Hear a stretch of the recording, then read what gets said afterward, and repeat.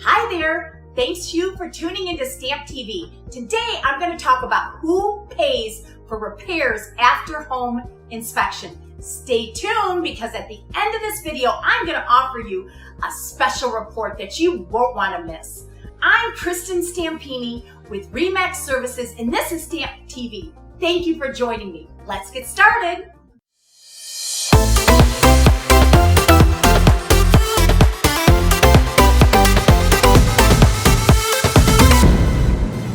As a seller, make sure when signing a contract you fully understand its obligations, particularly when it concerns your responsibility for repairs.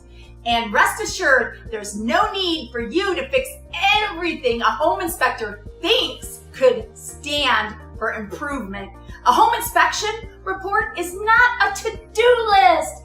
That's what a lot of people think. Basic repairs fall into three categories. Ones that are pretty much required, ones that are typically aren't required, and ones that are up for debate. So here's how to know which is which.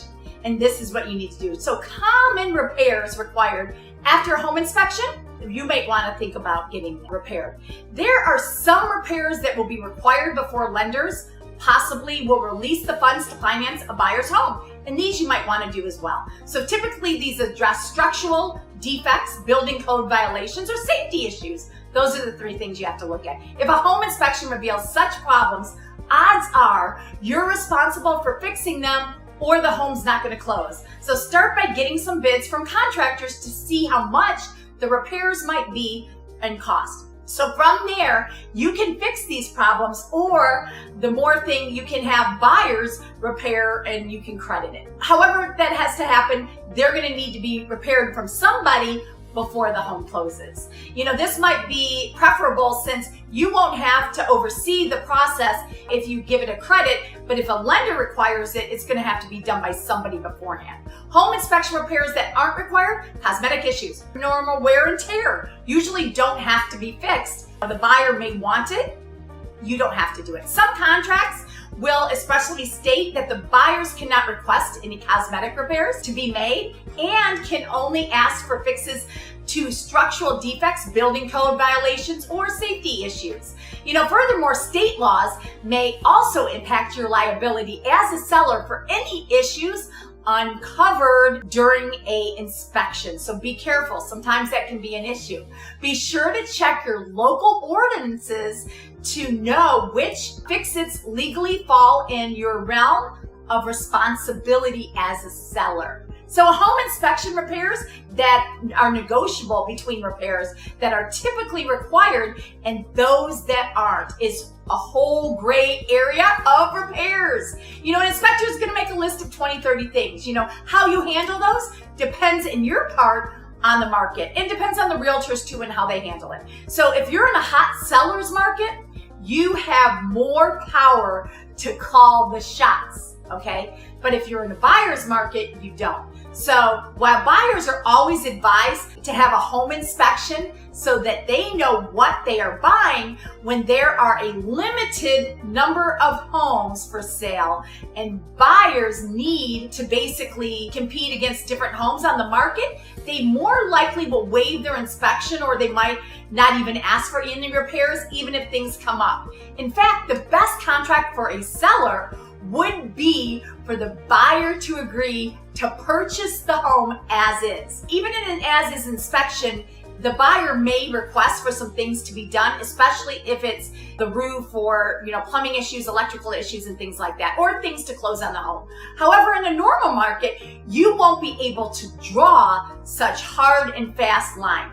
Work with your real estate agent to definitely help you, guide you through this process and understand what items you should tackle and what items are negotiable and how to handle the situation so your home will still close. You'll want to be responsible. After all, you've already put a lot of time into the selling process, and it's likely in your best interest to work and to try to get and accommodate the buyer and seller working together some repairs so the property will close.